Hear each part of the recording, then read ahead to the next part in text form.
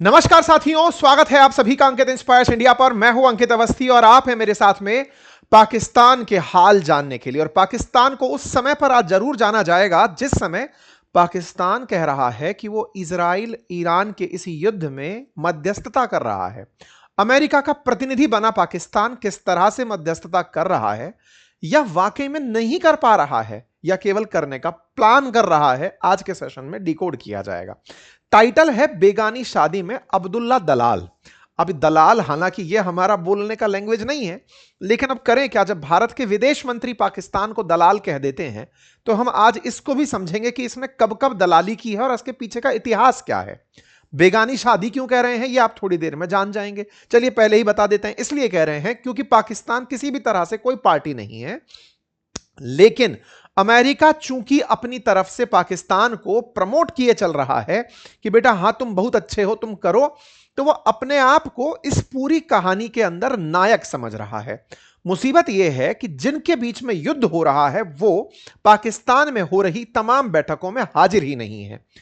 Interesting fact यह है कि पाकिस्तान में तुर्की, मिस्र और सऊदी के विदेश मंत्री आए थे।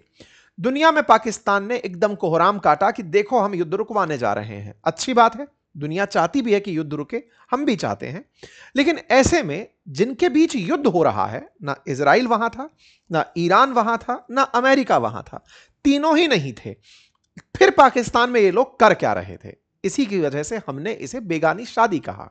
अब्दुल्ला अब आप समझ ही चुके हैं, तो आइए आज के सेशन में इस पूरी कहानी को आगे लेकर चलते हैं। कल तक जहां जानकारी हमने आपके साथ साझा की थी वो जानकारी थी कि तेहरान टाइम्स ने हेडलाइंस डाली थी कि वेलकम टू हेल, अमेरिकी सैनिकों का उतरना मिडिल ईस्ट के अंदर, वेस्ट एशिया के अंदर चर्चा का विषय बना हुआ है। खाड़ी देशों के अंदर यहां पर अमेरिकी सैनिकों की संख्या में लगातार इजाफा हो रहा है। कल हमने आपको जानकारी दी थी कि खर्ग आइलैंड को लेकर अमेरिका बहुत जोर शोर से प्लानिंग कर रहा है।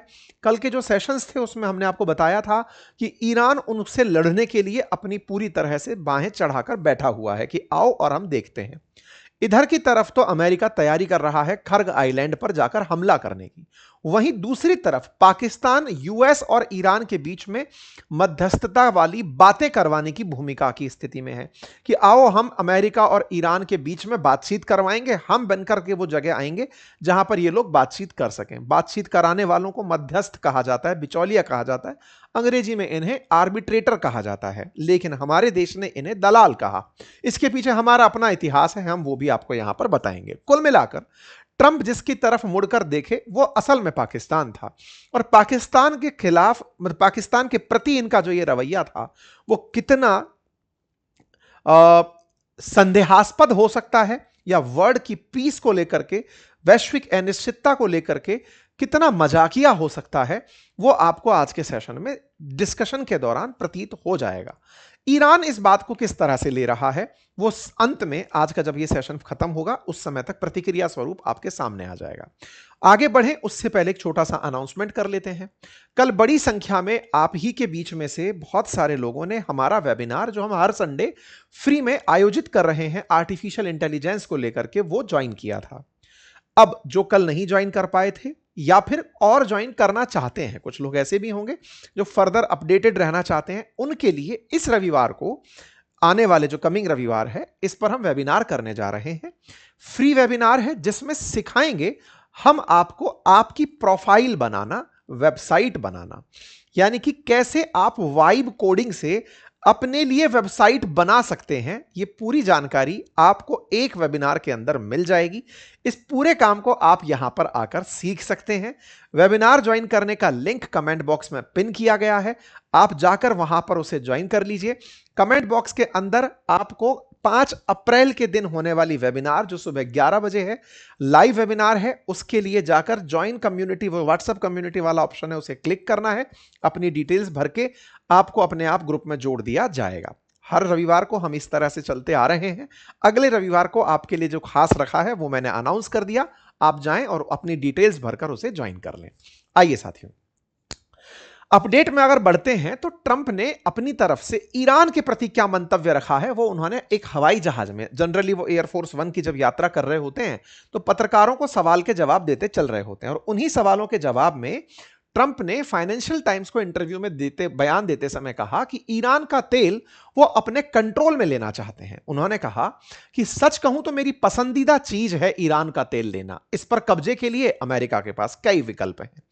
यानी कि हमने जो एक सेशन आपको कल साझा किया खर्ग आइलैंड का, उस वाली बात को ट्रंप ने अपनी तरफ से कंफर्म कर दिया और कहा कुछ लोग कहेंगे कि मैं ऐसा क्यों सोचता हूं या क्यों कर रहा हूं, लेकिन वे बेवकूफ हैं। हो सकता है हम खर्ग द्वीप ले लें, हो सकता है कि ना भी लें। ऐसा कहकर ट्रंप ने, जो आपने कल एक सेशन सुना था कि पगला गए हैं ट्रंप, वो जो मैडमैन वाली थ्योरी है उसको सही प्रतीत कर दिया। मतलब एक तरह से ले भी सकते हैं, नहीं भी ले सकते हैं। किस आइलैंड की बात हो रही थी? इस आइलैंड की। अगर आपने कल वाले सेशन नहीं सुने, प्लीज उन्हें जाकर सुन लीजिएगा। हमने डिटेल में चर्चा की है कि ईरान का 90% तेल इस ही आइलैंड से एक्सपोर्ट होता है। तो जिस आइलैंड से तेल एक्सपोर्ट होता है उस आइलैंड को कब्जाने की बातें की जा रही हैं।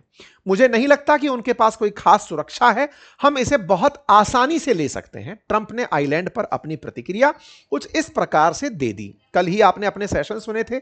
आज के दिन सुबह 30 मार्च के दिन सुबह सुबह के आप ये न्यूज सुन रहे हैं जो मैं आपके साथ साझा कर रहा हूं। इन्होंने अपनी तरफ से जानकारी पूरी तरह कंफर्म कर दी। इनसे पत्रकारों ने ये सारे सवाल पूछ लिए। अमेरिका का मानना है कि ईरान में सत्ता परिवर्तन का लक्ष्य जो हम चाहते थे वो हासिल हो सकता है, हो चुका है। आप देखें, पहले ही शासन परिवर्तन हो चुका है। पहला शासन पूरी तरह खत्म और नष्ट हो चुका है, वे सभी लोग मारे गए। दूसरा शासन भी लगभग खत्म हो चुका है। तीसरे शासन में हमने ऐसे लोगों से बात कर रहे हैं जिनसे पहले कभी बात की ही नहीं गई। तो ऐसे में अभी फिलहाल की स्थिति इन्होंने बता दी। इन्होंने कहा जो शासन बहुत खराब था, बहुत बुरा था, दूसरा जिसे नियुक्त किया गया था, वे सब अब खत्म हो चुके हैं और मारे जा चुके हैं। केवल एक व्यक्ति बचा है जिसे शायद थोड़ी जान बाकी है। ये खमनेई के बेटे की बात कर रहे थे कि सबको खत्म कर दिया, अब कुछ बचा नहीं है। हम सत्ता परिवर्तन करना चाहते थे, जो लोग थे उन्हें हमने मार दिया। अच्छा, ये बात कर रहे हैं खमनेई की, लारिजानी की, उनके साथ के कमांडर्स की।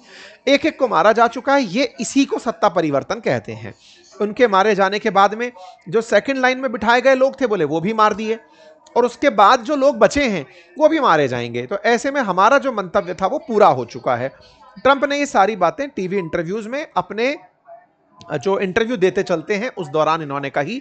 इन्होंने इनसे जितने भी सवाल पूछे गए कि सर ईरान का एक 15 सूत्रीय प्लान निकल कर आया है, उन्होंने कहा हाँ कुछ तो पॉइंट हमारे सामने आए हैं, लेकिन अभी ट्रंप के मन में है कि वो तेल के ऊपर कब्जा कर लें। इन्होंने पूरी तरह से अपनी बातें यहां पर रख दी।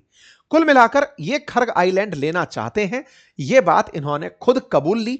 और ऐसे में ये बात तब निकल कर आई जब 29 और 30 तारीख के दिन 4 देश, या फिर कहिए तो 3 देश के प्रतिनिधि पाकिस्तान में मिलने आए हुए थे। जहां पर 3 देश के प्रतिनिधि विदेश मंत्री बनकर के विदेश मंत्री पाकिस्तान में युद्ध रुकवाने के लिए आए हुए थे। उस समय ट्रंप कह रहे थे कि हम खर्ग आइलैंड लेना चाहते हैं। युद्ध विराम की बात करने आए थे लोग, लेकिन ट्रंप ने कहा कि हम वो द्वीप चाहते हैं। तो ये था क्या? हो सकता है कि ट्रंप की ये प्रेशर टेक्निक हो सकता है कि ट्रंप इस माध्यम से ईरान को प्रेशराइज करने का प्रयास कर रहे हो कि आप मान जाओ, अदरवाइज हम आपसे आपका आइलैंड वापस ले लेंगे। लेकिन इंटरेस्टिंग था, इस पूरी बातचीत में ईरान की तरफ से एक सिपाही भी शामिल नहीं हुआ। तब ईरान की तरफ से अगर कोई शामिल नहीं हुआ तो फिर इस पूरी बेगानी शादी में ट्रंप का प्रेशर अल्टीमेटली काम किसके आया? अल्टीमेटली इन दोनों को ट्रंप ने क्यों मुख्य भूमिका में पहुंचाया? कुछ दिनों पहले मैंने आपके सामने एक जानकारी साझा की थी और कहा था कि पाकिस्तान मदद के लिए आगे आया है। पाकिस्तान ने कहा है कि वो मध्यस्थता करना चाहता है। वो 15 सूत्रीय पॉइंट लेकर निकल के आया था ईरान के, कि ईरान ये मांग करता है साहब। जब ये जानकारी आई थी तब हमने आपके सामने ये सेशन बनाया था। 24 मार्च की ये जानकारी थी जब शहबाज शरीफ ने कहा था कि वो अमेरिका ईरान के बीच में मध्यस्थता करने वाले हैं। तो ट्रंप ने इनकी इस बात को रीट्वीट कर दिया था और इस तरह से शो किया था कि हाँ भाई शहबाज शरीफ, तुम बढ़िया कर रहे हो, आगे बढ़ो और हम आपसे मिलने के लिए अमेरिकी उपराष्ट्रपति को भेजेंगे। सवाल है, अमेरिकी उपराष्ट्रपति बीते बृहस्पतिवार को आने वाले थे, नहीं आए। क्यों नहीं आए? क्योंकि ईरान असल मायने में टेबल पर बैठने के लिए तैयार ही नहीं हो रहा है। ऐसे में ईरान पर प्रेशर क्रिएट करने के लिए ये जो बाकी देश हैं, ये आपस में पाकिस्तान के साथ मुलाकात कर रहे हैं, ऐसा मैसेज देने का प्रयास किया गया। क्या यह मैसेज कामयाब हुआ? आइए इसका भी विश्लेषण करते हैं।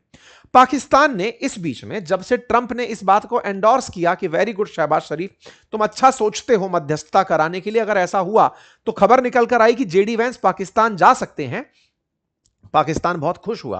पाकिस्तान इतना खुश हुआ कि इन्होंने अपने विदेश मंत्री और उप प्रधानमंत्री इशाक डार के माध्यम से उन सारे देशों को, दुनिया भर के देशों को जहां लगता है पाकिस्तान की थोड़ी वैल्यू होनी चाहिए, उन्हें फोन मिला दिया।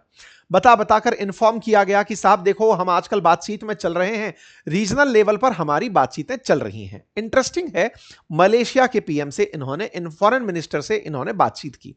अब मैं आपके सामने एक तथ्य और एक्स्ट्रा रखना चाहता हूं, शायद आप लोग इस बात को अच्छे से स्वीकार भी कर जाएंगे।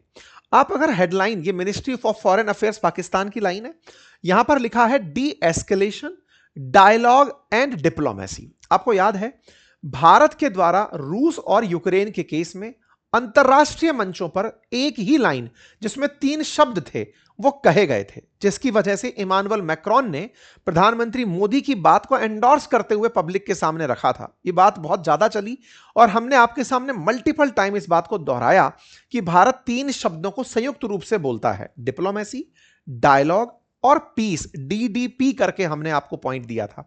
डिप्लोमेसी बोले तो कूटनीति की, आपस में लोग बातचीत करें, बातचीत को डायलॉग कहा गया, और तीसरा बोले शांत रहो, युद्ध मत करो। यह वक्त युद्ध का नहीं है, यह भारत का मंत्र था।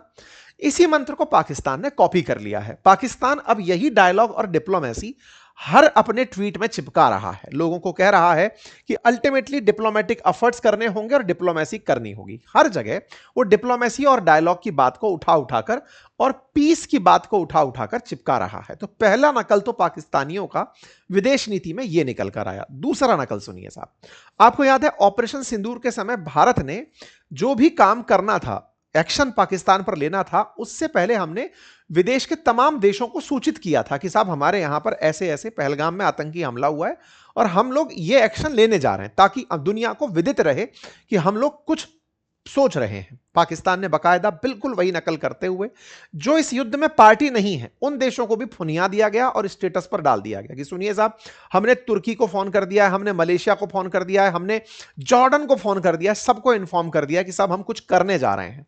प्रमाण क्या है? बोले ट्रंप ने हमारे ऊपर सर पर हाथ रख दिया कि करो करो, बढ़िया करोगे। Again, dialogue diplomacy is the only way forward.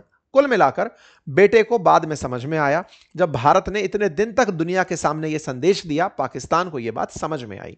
Pakistan इसी बात को लेकर के आगे निकला, पर वही वाली बात है, अधूरा आगे लेकर के निकला। इसने बकायदा यूएन तक को सूचित कर दिया कि सर देखिए, हम एक बातचीत आयोजित कराने जा रहे हैं और इस बातचीत में सऊदी अरेबिया, तुर्की और इजिप्ट, इन तीनों के प्रतिनिधि हमारे पास आ रहे हैं। कौन सी तारीख को आ रहे हैं? 29 और 30। आज क्या तारीख है? 30 तारीख। 30 तारीख खत्म नहीं हुई है। 29 और 30 तारीख को ये लोग इस्लामाबाद विजिट करने आ रहे हैं। बोले बहुत बढ़िया साहब। इस पूरी बात को मैसेज के रूप में इन्होंने 28 तारीख को पेस्ट कर दिया। ये लीजिए साहब, 28 तारीख की रात का, यानी कि 29 तारीख और 30 तारीख को बैठकें होनी है, तो 28 की रात 11 बजे ये लोग पहुंच जाते हैं कि चलो भाई 29 को अब मीटिंग शुरू होगी। यहां पर आप फॉरेन मिनिस्टर इजिप्ट के आए हुए देख लेते हैं, आप तुर्की के आए हुए विदेश मंत्री को देख लेते हैं, और यहां पर जब ये लोग पहुंचते हैं तो 29 तारीख को ही मोहम्मद इशाक डार ने फॉरेन मिनिस्टर ऑफ ईरान के साथ टेलीफोनिक बातचीत करी कि साहब हम लोग ऐसी ऐसी बातचीत करने जा रहे हैं और आप लोगों को इन्फॉर्म किया जा रहा है कि अल्टीमेटली रीजनल शांति और पीस एंड स्टेबिलिटी सबसे ज्यादा जरूरी चीज है। अब साहब ये सारे देश जो बैठकर बात कर रहे हैं, इनमें ईरान का प्रतिनिधि नहीं है। जिस तरह से दुनिया भर के राजनेताओं को सूचित किया गया, ऐसे इनको भी सूचित कर दिया गया विदेश मंत्री के नाते कि हम लोग बैठक कर रहे हैं, बातचीत कर रहे हैं। चलिए साहब, ये बातचीत की तस्वीरें हैं। पाकिस्तान के अंदर सभी विदेश मंत्रियों से बातचीत होती है। ये सऊदी वाले हो गए, तुर्की वाले हो गए, इजिप्ट वाले हो गए। आपके दिमाग में प्रश्न आएगा कि इजिप्ट कहां से एंट्री कर गया? इजिप्ट केवल इसलिए क्योंकि ट्रंप ने बोर्ड ऑफ पीस की बैठक को काहिरा में इजिप्ट के अंदर आयोजित करवाया था। तब से यह लगता है कि हां भाई, मुसलमानों के ओआईसीओ के देशों में मिस्र नामक एक देश भी कुछ महत्व रखता है। अदरवाइज अब तक इस पूरे वेस्ट एशिया के कन्फ्लिक्ट से उसे दूर ही रखा गया था, उसका कोई महत्व नहीं था, लेकिन अचानक उसकी वैल्यू बढ़ गई। इसके पीछे की स्ट्रेटेजी है, अगर आप वो समझेंगे तो आप जानेंगे कि जो गाजा वाला पोर्शन है, जिसकी आप लोग इन एक महीने से कोई खबर ही नहीं सुन रहे हैं, इजराइल ने गाजा के साथ जो किया या गाजा के अंदर जो हालात बने, जिसको ट्रंप पूरी तरह से खाली करके अपना प्लॉट कब्जाने के लिए लगे हुए थे, गाजा में बैठे हुए जो फिलिस्तीनी हैं उन्हें भगा करके उसकी सफाई करके पूरा रिकंस्ट्रक्शन करने के लिए बोर्ड ऑफ पीस का जो निर्माण किया गया था राफा बॉर्डर पर। वो राफा बॉर्डर असल में इजिप्ट से कनेक्ट होता है, तो ये इजिप्ट को इसीलिए इज्जत देते चल रहे हैं ताकि तुम वहां से जब हम फिलिस्तीनियों को निकालकर तुम्हारे देश में भेजें तो उन्हें चुपचाप स्वीकार कर लेना। कारण यह रहेगा कि तुम्हें हमने इतनी इज्जत दी है, अंतरराष्ट्रीय मंचों पर तुम्हें बुलवाने भेजा है। तो साहब एक तरीके से ये लोग चलकर आए। सऊदी अरब क्यों आया ये तो ट्रंप खुद ही बता चुके, अब मैं बार बार वो शब्द और अश्लील भाषा का इस्तेमाल नहीं कर सकता जो ट्रंप ने सऊदी के लिए कहे थे। बहुत ही भद्दे थे, मतलब इतने भद्दे कि शायद सऊदी के इतिहास में आज तक इस तरह की बेइज्जती उनके प्रिंस की किसी ने नहीं की होगी। बाइडेन भले ही उनके साथ हाथ मिलाने का प्रयास किए हों, मतलब एक तरह से मुट्ठियों से मुलाकात हुई हो, लेकिन उन्होंने भी कभी इतनी इंसल्ट सऊदी प्रिंस की नहीं की थी। इन्होंने बहुत ज्यादा सब बेइज्जती करी। फिर भी सऊदी के विदेश मंत्री आए, इजिप्ट की तरफ से आए, तुर्की जिसको बहुत ज्यादा दिनों तक यह चढ़ा था एक खुमार कि मैं एक दिन पूरे मुस्लिम वर्ल्ड का फिर से अपना खलीफा लेकर बैठूंगा, असल में तुर्की भी यहां पर अब फुस्सी निकल गया। क्यों? क्योंकि इजराइल ने असल में धीरे धीरे दुश्मनी तुर्की से पालना शुरू कर दिया, क्योंकि इजराइल को समझ में आया कि सीरिया का और लेबनान का तुर्की अपने हितों में इस्तेमाल कर रहा है, नेता बन रहा है। ऐसे में इजराइल ने थोड़ी दुश्मनी तुर्की से पाल ली। तो कुल मिलाकर के सब लोगों को यहां पर झांकी में बिठा दिया गया, पाकिस्तान ला करके ये सब लोग यहां बैठ गए। हो गई साहब, बैठकें शुरू होती हैं। 28 और 29 तारीख को बैठक होनी थी। ये 29 तारीख की आप तस्वीरें देख रहे हैं जब सबके साथ बातचीत होती है। रात होते होते 30 तारीख की सुबह ही, अल सुबह यानी कि आज की, मतलब 29 तारीख की मध्य रात्रि आप ये तस्वीरें देख रहे हैं जिसमें इजिप्ट, सऊदी अरेबिया और टर्की, इन सारे के सारे विदेश मंत्रियों ने डिपार्चर ले लिया। ये लोग पाकिस्तान छोड़कर चले गए। तारीख थी 29 और 30 मीटिंग की, लेकिन ये लोग 29 की ही मध्य रात्रि को निकलकर चले गए। कयास लगाए गए कि यह मीटिंग बेनतीजा रही, इसका कोई फायदा निकलकर नहीं आया। यह पाकिस्तान के विदेश मंत्रालय की तरफ से आया स्टेटमेंट है जिसमें इन्होंने बातचीत की। बस यह पता चला ईरान ने इनको किसी भी प्रकार से एंडोर्स नहीं किया, इनकी बात को नहीं सुना, ना ही अपना कोई प्रतिनिधि भेजा और ना ही इनकी बातों को माना। आप पूछेंगे कि सर ये तो बेइज्जती है। बिल्कुल, ये बेगानी शादी है। किसी को पता ही नहीं कि अल्टीमेटली इनने बातचीत क्यों करी। युद्ध रुकवाना है तो जिनके बीच युद्ध है उनको तो बुलाओ। ना इजराइल यहां था, ना अमेरिकी प्रतिनिधि यहां था, ना ईरान यहां था। तो आपस में जो लोग बैठकर बात कर रहे थे उनका क्या मतलब था, लेकिन वो बातचीत किए। इसीलिए मैंने आपको इसमें बेगानी शादी नाम शब्द यूज किया। खैर, फिलहाल के लिए पाकिस्तान ने अपनी तरफ से इन सभियों को कहा, सभी देशों को कहा कि आने वाले समय में अमेरिका पाकिस्तान को ईरान के साथ बातचीत के लिए मध्यस्थ के रूप में चुन सकता है। इसीलिए आप सब लोग मुझे इज्जत देते रहें। चलिए कोई बात नहीं, बढ़िया हुआ, पाकिस्तान को इज्जत मिली। लेकिन पाकिस्तान की ये जो इज्जत है वो इन्हें बहुत अखर रही है। आपको याद होगा कि सऊदी अरब ने पाकिस्तान के साथ एक डिफेंस पैक्ट किया था, याद होगा, जिसमें कस्में खाई थी कि अगर सऊदी पर हमला होगा तो पाकिस्तान साथ खड़ा होगा और पाकिस्तान पर हमला होगा तो सऊदी साथ खड़ा होगा। दोनों ही अपने अपने जो मित्रता के वादे हैं वो तोड़ चुके हैं। पाकिस्तान पर खूब सारा अफगानिस्तान ने हमला किया, ये कुछ नहीं साथ में निभाने आए। शुरुआत इनने की थी, जब सऊदी पर हमला ईरान ने किया तो ईरान की मदद, तो ईरान के खिलाफ पाकिस्तान निकलकर सामने नहीं आया। कुल मिलाकर इनके डिफेंस पैक्ट की सारी पोल पट्टी खुल गई और इस पोल पट्टी के पीछे असली वजह निकली क्योंकि पाकिस्तान इन दोनों में से पक्ष नहीं ले पा रहा था कि मैं ईरान के साथ जाऊं कि सऊदी के साथ जाऊं। सऊदी पैसा देता है ईरान को, यह सत्य है, लेकिन पाकिस्तान में इन दिनों प्रो ईरान सेंटीमेंट है, एंटी अमेरिका सेंटीमेंट बन रहा है। ऐसे में ईरान के पक्ष में जो माहौल है, इसके चलते पाकिस्तान के अंदर लिखा जा रहा है कि सऊदी के साथ पैक्ट करके हमने प्रॉब्लम कर ली। हमें सऊदी से पैक्ट नहीं करना चाहिए था। हम पैसों के लिए सऊदी से पैक्ट कर लिए, लेकिन ना तो सऊदी ने हमें पैसे दिए और हमें ईरान के खिलाफ और खड़ा कर दिया। हम कोई बयान भी नहीं दे पा रहे, हम ईरान के समर्थन में भी बयान नहीं दे पा रहे। कारण, क्योंकि पाकिस्तान में लगभग 15 से 20% शिया मुसलमान है। ईरान के बाद दूसरा अगर सबसे अधिक शिया मुसलमान कहीं रहता है तो वो पाकिस्तान है। ऐसे में भी पाकिस्तान ईरान के समर्थन में कोई प्रवचन नहीं दे पाया, समर्थन में कोई वादा नहीं कर पाया। रीजन, क्योंकि ट्रंप ने इन्हें बढ़िया से दबा कर रखा था। यह मैंने आपको पहले भी कहा था कि असल में अमेरिका ने बड़ा स्ट्रेटेजिकली पाकिस्तान का इस्तेमाल किया है। उन्हें पता था कि इस पूरे मुस्लिम वर्ल्ड में इकलौता न्यूक्लियर कैपेबल स्टेट यही है और कुछ नहीं। अगर ये केवल न्यूसेंस पैदा करने के लिए उत्पन्न हो जाए, खड़ा हो जाए कि भाई मैं साथ खड़ा हूं इस देश के, अगर इस पर एक भी हमला हुआ तो मैं न्यूक्लियर बॉम्ब चलाऊंगा, अगर इस तरह का एक बार भी बयानबाजी दे दिया जाए तो हो सकता है अमेरिका पीछे हटे, हो सकता है इजराइल हमला करने से रुके, लेकिन ये ईरान के खिलाफ बयान ना दे पाए। इसीलिए सऊदी और इनके बीच का डिफेंस पैक्ट इनके लिए एक मुसीबत बना। यहां पर ये ईरान के समर्थन में बयान नहीं दे पा रहे, कारण बहुत सारे निकल कर आए कि अगर बयान दे दिया उसके समर्थन में तो फिर डिफेंस पैक्ट जो है वो अपने आप में गले की हड्डी बन जाएगा। अमेरिका ने बड़ा स्ट्रेटेजिकली इनको दबा के इनका इस्तेमाल कर लिया। कुल मिलाकर के पाकिस्तान के द्वारा किए गए प्रयासों को ट्रंप रीट्वीट करके दुनिया के सामने दिखाते जरूर रहे, लेकिन पाकिस्तान अपनी लोकेशन की वजह से जरूर एक बार चर्चा में रहा हो, लेकिन ट्रंप ने इनका भरपूर दोहन किया जैसा वो अब तक करते आए हैं। और ट्रंप ने इस बात को भी खुलेआम, कल जब मैंने आपको इसी चैनल पर एक सेशन में बताया था कि ट्रंप कहते हैं कि वो उन लोगों के साथ पसंद करते हैं, उन लोगों के साथ रहना पसंद करते हैं जो लूजर हैं, उन्हें सक्सेसफुल लोगों से नफरत है।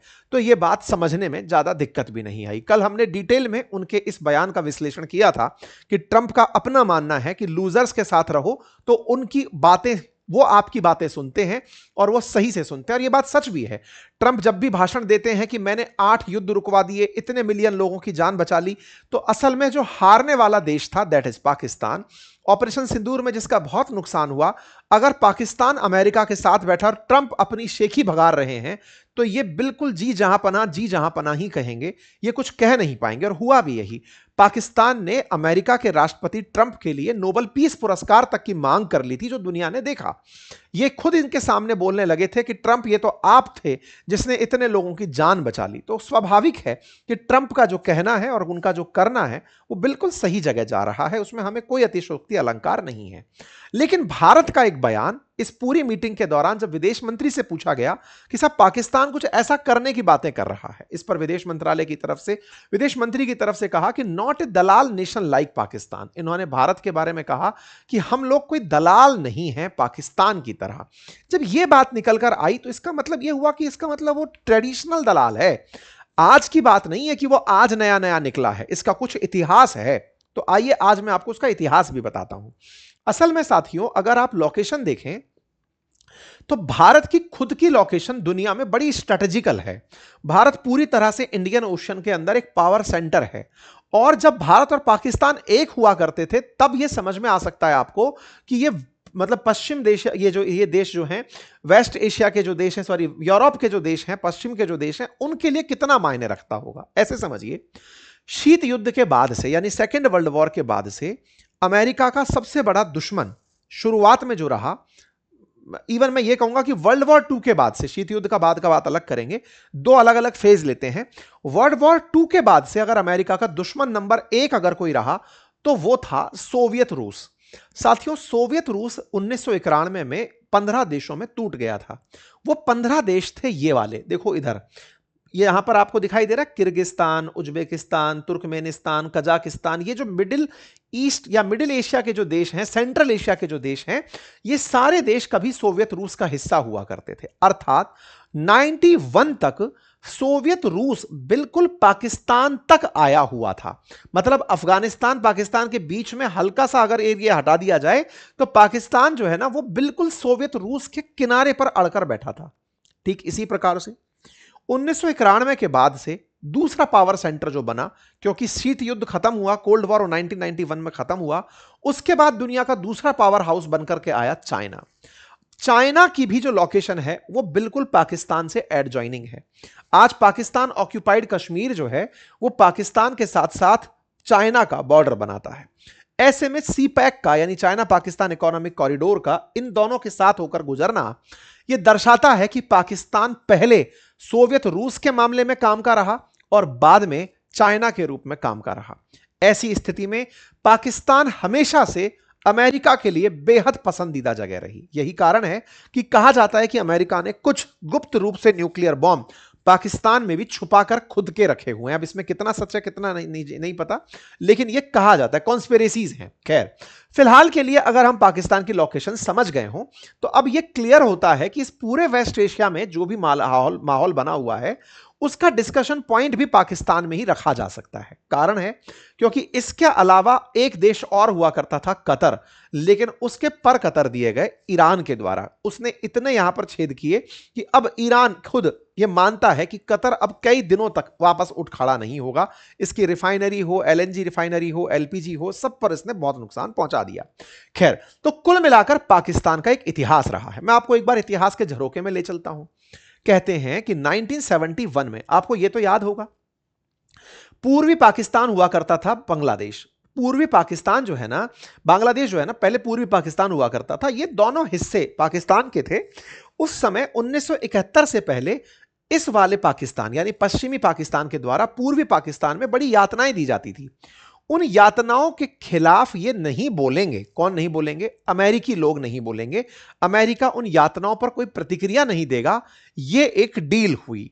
डील थी कि अमेरिका पाकिस्तान के द्वारा पूर्वी पाकिस्तान में जो लोगों के साथ बर्ताव किया जा रहा है उस पर कोई बयान नहीं देगा। उस समय अमेरिकी राष्ट्रपति रिचर्ड निक्सन ने कमिटमेंट दे दिया। पर बदले में क्या मांगा? बदले में मांगा कि तुम चाइना से हमारी बातचीत करवाओगे। अच्छा, उस समय माओ का शासन हुआ करता था चाइना में, माओ जेडोंग, जो कि चाइना के अंदर माओवाद के प्रचारक रहे, जिसके चलते माओवाद दुनिया भर के अंदर चर्चा में आया। चाइना के अंदर नीति निर्माताओं में जिसकी विचारधाराओं को सबसे ज्यादा क्रांतिकारी या फिर अस्थिरतावादी माना जाता है, उनमें माओ का नाम आता है। कहते हैं कि चाइना के साथ अमेरिका के रिश्ते सेकेंड वर्ल्ड वॉर के बाद से बेहद खराब थे। थोड़ा सा इस दिशा में भी मैं आपको ले चलता हूं। ये जो चाइना है ना, इसके सामने का जो ये आइलैंड है जिसका नाम है ताइवान, असल में चाइना है पीपल्स रिपब्लिक ऑफ चाइना और ताइवान है रिपब्लिक ऑफ चाइना। चाइना के बहुत सारे लोग जो कि माओ के खिलाफ थे या फिर चाइना की वर्तमान सरकार के खिलाफ थे, क्विन डायनेस्टी के, वो लोग निकल करके ताइवान में आकर सेटल हो गए थे। ताइवान को उन्होंने रिपब्लिक ऑफ चाइना नाम दिया था। इसमें दोनों ही देश चाइना शब्द यूज कर रहे थे, पीपल्स रिपब्लिक ऑफ चाइना और रिपब्लिक ऑफ चाइना। चाइना में से किसको चाइना माना जाए, यह अमेरिका ने डिसाइड किया सेकेंड वर्ल्ड वॉर के बाद ताइवान को मानने का, कि हम ताइवान को चाइना मानेंगे, इसको हम कुछ मानेंगे ही नहीं। जबकि इतना बड़ा एरिया, इतना सारा जनसंख्या का केंद्र, इतनी सारी सामरिक रूप से सक्षम देश, इसको अमेरिका ने इग्नोर कर दिया कि सेकेंड वर्ल्ड वॉर के बाद हम तुम्हें इज्जत नहीं देंगे, चलो कोई बात नहीं, हम ताइवान से रिश्ता रखेंगे। लेकिन चाइना धीरे धीरे तेजी से ऊपर उठता आ रहा था। अमेरिका को यह समझ में आ चुका था कि ताइवान की जगह हमें चाइना के साथ मित्रता करनी ही होगी। इसके लिए पाकिस्तान को दलाल के रूप में चुना गया। इससे कहा गया कि तुझे दलाली करनी होगी हमारे किसिंगर नाम के जो एनएसए हैं। आपको याद होगा, अक्सर हम किसिंगर का बयान कोट करते हैं जिसमें वो कहते हैं कि अमेरिका का कोई परमानेंट दोस्त नहीं, परमानेंट शत्रु नहीं, होते हैं तो अमेरिका के केवल स्वार्थ।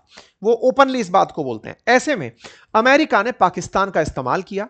किसिंगर यहां पर आए, उन्हें यहां से एक फ्लाइट में बिठा करके चाइना ले जाया गया।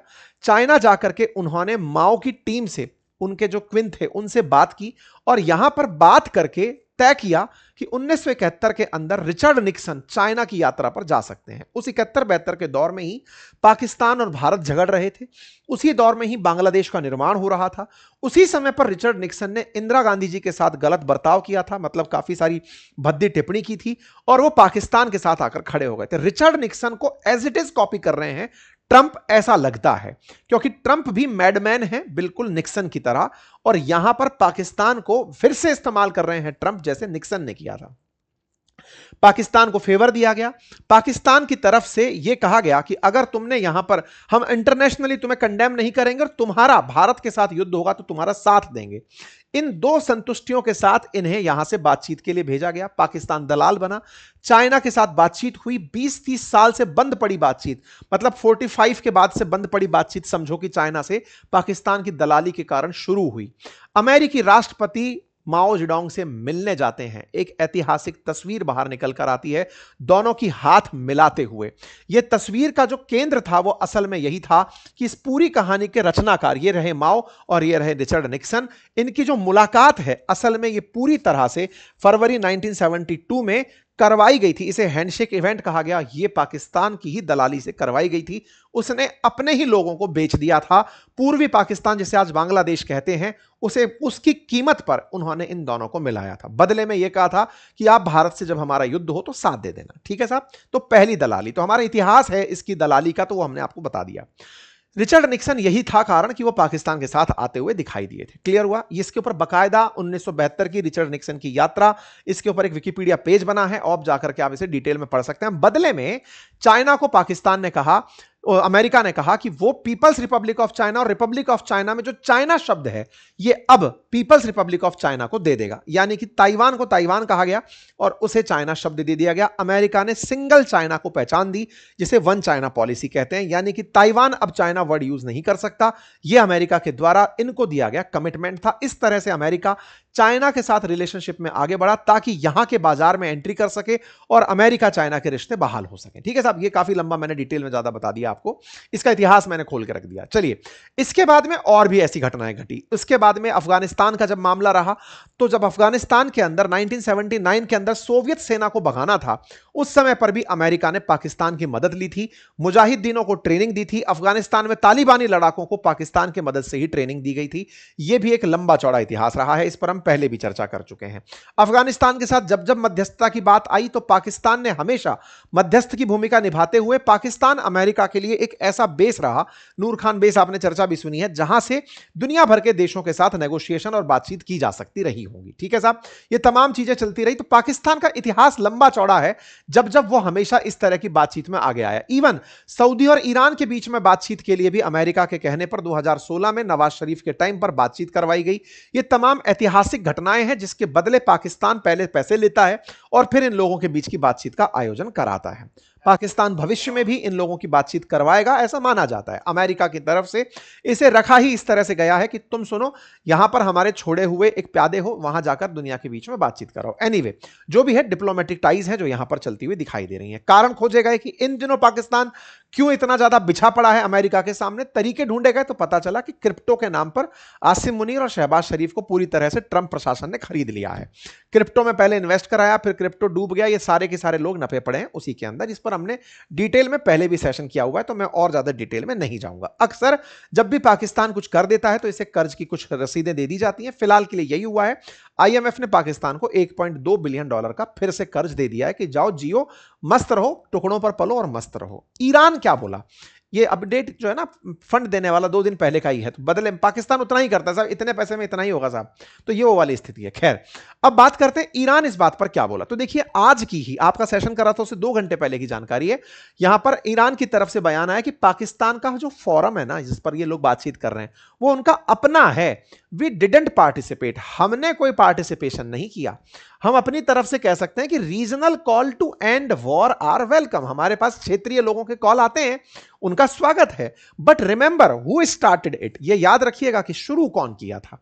बस ईरान अपने स्टैंड पर कायम है कि तुम लोगों को लगता है बातचीत करनी है, करो। रही बात ट्रंप के खर्ग आइलैंड पर कब्जा करने की, तो हमारी तरफ से संदेश सुन लो, हम खर्ग पर अगर आने की सोचते भी हो तो हम सबको उड़ा डालेंगे। ये बात ईरान के सोशल मीडिया पर लगातार डाली जा रही है। क्या ईरान ये बातें फर्जी करता है? नहीं, ईरान ने इनको नुकसान भी बहुत पहुंचाया है।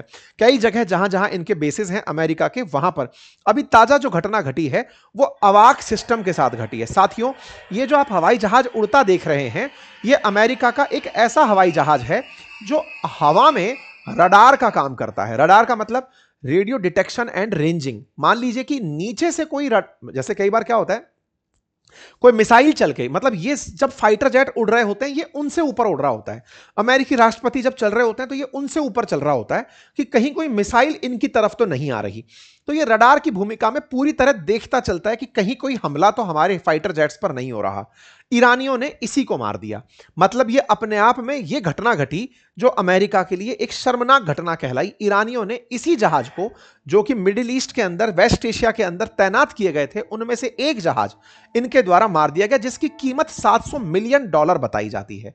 अवाक सिस्टम दुनिया को अमेरिका यही कहकर बेचता है कि अगर दुनिया पर नजर रखनी है तो हमारी बाज की आंख अवाक है, उसे ले लो।